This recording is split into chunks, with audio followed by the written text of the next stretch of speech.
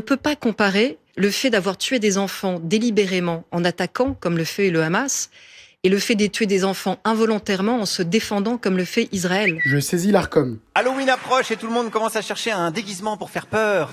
Alors en ce moment, il y a le déguisement Netanyahou qui marche pas mal pour faire peur. Vous voyez qui c'est ? Une sorte de nazi mais sans prépuce. Voilà. Je saisis l'Arcom. Plusieurs séquences médiatiques ont été signalées par des internautes ces derniers jours à l'Arcom, l'autorité de régulation de l'audiovisuel et du numérique, après des propos sur la guerre Israël-Hamas. L'essayiste Caroline Fourest a été accusée de relativiser la mort d'enfants palestiniens sur BFM TV. L'humoriste Guillaume Meurice a été accusé d'antisémitisme après une blague sur le premier ministre israélien que la directrice de France Inter a qualifié de malvenue. L'Arcom a confirmé qu'elle allait instruire au moins ces 2 dossiers, sans préciser combien de saisines elle avait reçues avant de se décider à se pencher sur ces séquences en particulier.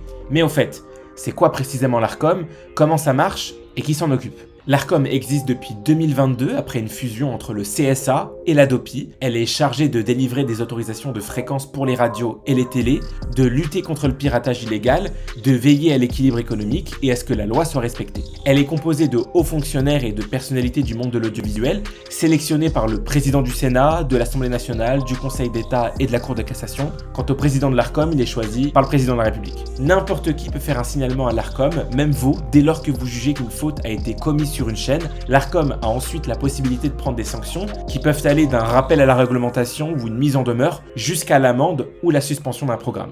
Et d'autres séquences ont été signalées par les téléspectateurs. Une avocate israélienne a légitimé les bombardements sur les civils de Gaza, obligeant Jean-Marc Morandini à écourter l'interview sur CNews. Juste Lily, est-ce que pour vous, innocente à Gaza? Non, franchement, on peut entendre beaucoup de choses, mais c'est pas audible de dire c'est justifié de tuer des enfants. L'avocat Arnaud Klarsfeld a laissé entendre que des musulmans qui travaillent sur des chantiers sont de potentiels terroristes sur CNews. Les musulmans, beaucoup travaillent sur les chantiers, ont accès à des explosifs, peuvent avoir accès à des armes à feu. S'il y avait un mot d'ordre pour tuer des juifs, il pourrait y avoir un attentat tous les jours.